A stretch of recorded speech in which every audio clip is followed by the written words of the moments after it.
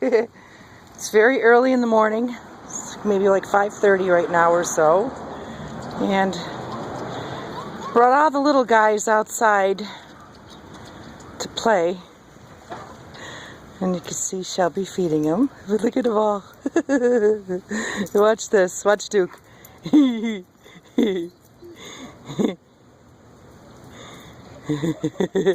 Watch Duke.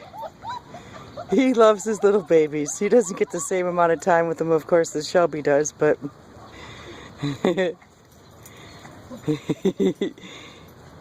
it looks like he's being rough, but actually he's really being quite gentle.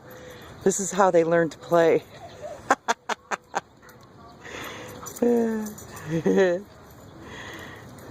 So there's the plan.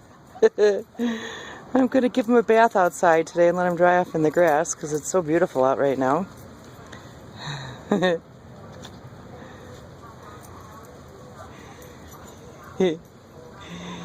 Yeah. Splendor in the glass. Alright folks, come back and visit us again soon. I just wanted you to see morning time with us. Now it's time for bath time. Talk to you later.